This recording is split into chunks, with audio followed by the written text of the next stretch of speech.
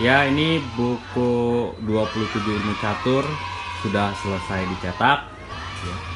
Bagi yang belum punya, silahkan merapat sebelum kehabisan. Halo YouTube, kembali lagi di channel FZ Gaming. Dan kali ini kita sudah sampai ke bab yang ke-9, dimana kita akan belajar tentang kita untuk berhati-hati ya. Berhati-hatilah dalam pertukaran buah catur. Nah, ini sangat penting sekali ya. Jadi ketika kita sudah diancam lawan kita untuk pertukaran, sebaiknya kita menerima atau menolak. Nah, bagaimana jawabannya? Oke, sebelum kita lanjut ke materi, jangan lupa like, komen, dan subscribe, karena subscribe itu adalah amal ibadah yang sangat mudah ya.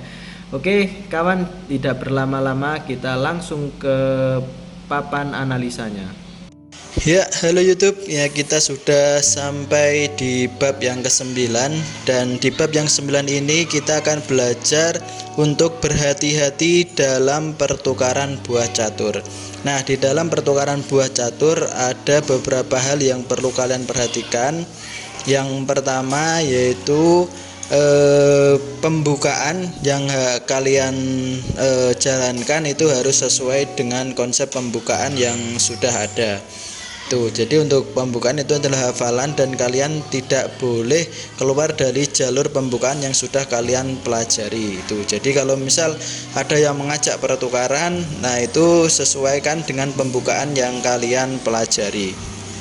Nah, yang kedua, untuk pembukaan sendiri itu kita bisa melihat apakah pembukaan itu menguntungkan untuk kita atau menguntungkan untuk lawan. Kalau pembukaan itu menguntungkan untuk lawan, maka sebaiknya jangan kita terima.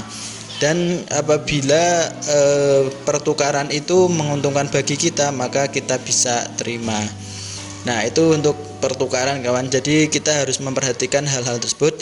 Dan yang terakhir untuk pembukaan sendiri, nah itu harus kita hitung langkah-langkahnya, bisa 3 langkah ke depan ataupun lebih dari itu.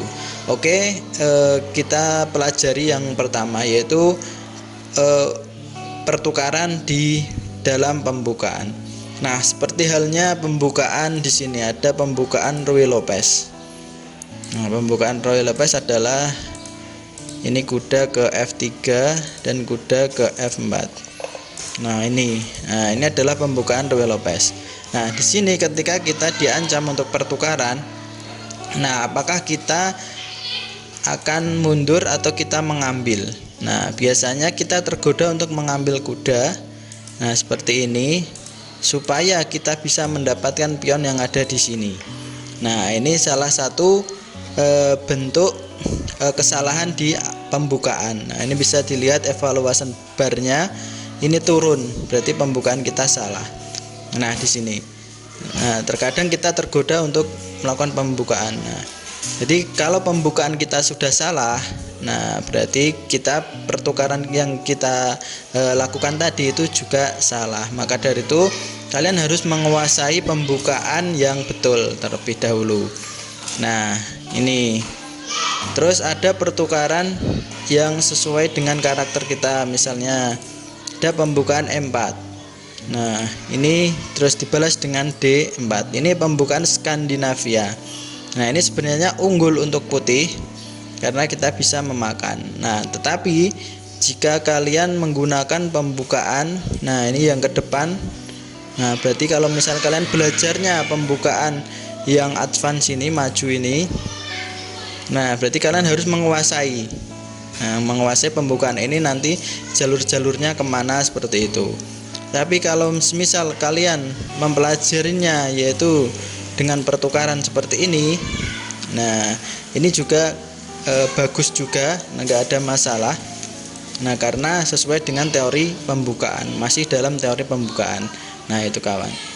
Nah, untuk itu yang pertama. Terus yang kedua, nah ini semisal ada pembukaan. Ini untuk pembukaan semisalnya kita pakai ke papan analisa saja ya kawan. Nah, ini. Nah, semisal di sini ya. Misalnya ini ada pion. Nah, di sini juga ada pion hitam. Nah, di sini ada ratu misalnya di sini. Terus di sini ada kuda. Nah, di sini ada benteng. Di sini ada benteng hitam. Di sini ada menteri. Nah, misal ada posisi seperti ini ya. Ini raja lawan. Ini ada raja kita. Nah, misalnya posisi seperti ini. Nah, kita dikasih. Nah, ini kuda ini. Nah, di sini. Semisal, nah ini kuda di sini melangkah. Nah, misalnya kuda yang di sini melangkah ke sini. Nah, ini jangan sampai kita ambil ya kawan. Misalnya kita ambil ke sini ya.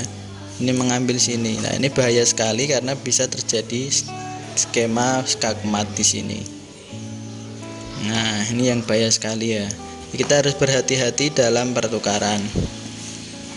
Nah, dilihat 2 langkah 3 langkah ke depan apakah ini membahayakan atau tidak. Nah, semisal lagi ada seperti ini ya.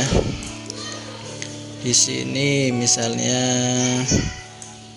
ini bukan kuda ya. Misalnya di sini. Misalnya di sini, di sini. Dan ini ada lawan.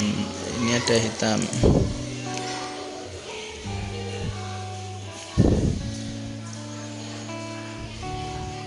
Nah, misalnya di sini kita kasih kuda dulu. Nah, kuda di sini. Terus di sini kita kasih benteng.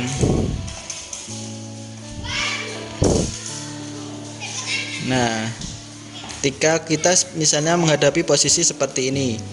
Nah, di sini ketika ini putih yang berjalan ya. Nah, mungkin ketika ini ada pertukaran bagus. Nah, kita bisa memakannya. Nah, nampaknya terus ini kan dimakan sama benteng lawan. Nah, ini juga kan dimakan balik. Nah, nampaknya kita akan unggul. Nah, tapi ini salah ya. Oh, ini sebenarnya di sini ya. Nah, nampaknya ini salah. Nah, karena ini terjadi pin. Nah, pin. Jadi ini tidak bisa melindungi ya. Nah, tidak bisa mengejar. Nanti akhirnya juga jatuh. Jadi ketika kita sudah merencanakan sebuah pertukaran dengan matang, nah kita harus juga melihat kemungkinan yang bisa terjadi. Nah, sehingga kalau seperti ini kan kita akan kalah itu. Jadi untuk pertukaran kita harus bisa memberikan ya minimal lebih dari penjagaan lawan. Nah, itu yang perlu kita ingat-ingat kawan. Jadi yang pertama yaitu kita harus bisa menguasai dari pembukaan yang betul. Nah, terus yang kedua kita harus melihat apakah keamanan raja kita dalam pertukaran itu sudah bagus atau belum. Dan yang terakhir kita harus mengkalkulasi langkah setelah pertukaran. Nah, itu jadi kita ada 3: pelajari pembukaan yang betul, nah analisa dari pertukaran secara matang, dan pelajari langkah lanjutan yang memungkinkan yang berbahaya bagi raja. Itu kawan, jadi di bab 9 berhati-hatilah dalam pertukaran buah catur. Selamat belajar, Gen Unasumus. Mantap.